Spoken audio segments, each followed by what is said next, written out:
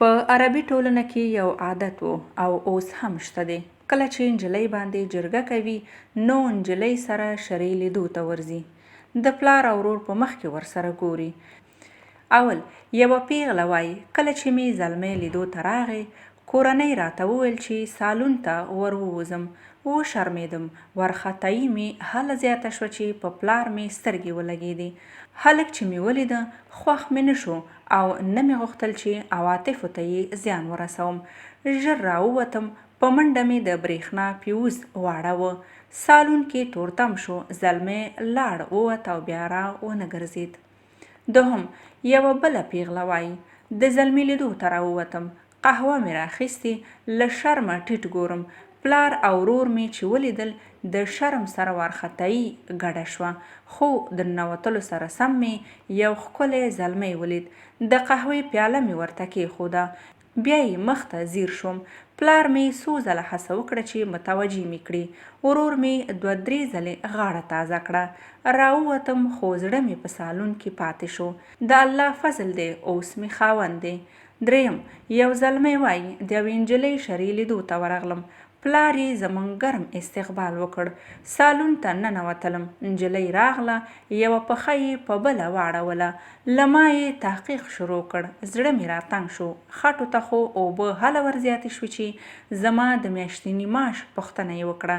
زه ودرېدم. ورته مې وویل دا نو د استخباراتو تحقیق دی نه د واده.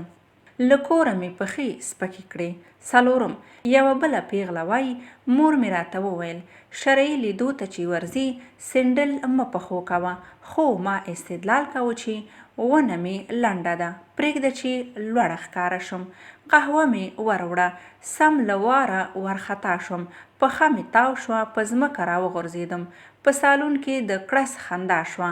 هیله مې وکړه چې کاش په ځمکه ژوندی ننوتم. خاوند مې راباندې تر اوسه خاندي. پنځم یوه بله پیغله وایي سالون ته ورننوتم. قهوه مې راوړه. د خپل پلار سر مې ښکل کړ. د ډېرې وارخطایۍ نه مې په لاشعوري توګه د هلک سر هم ښکل کړ. له هماغې ورځې راهیسې مې پلار ته کتلی نه شم. خو تر ننه مې راباندې خاوند خاندي. راته وایي زما سر خو دې ځکه ښکل کړ چې قبوله دې کړم. شپږم یو زلمی وایي د ملګري کور ته د هغه د خور په جرګه ورغلم.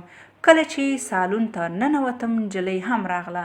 کله چې مې ولیده وارخطا شوم.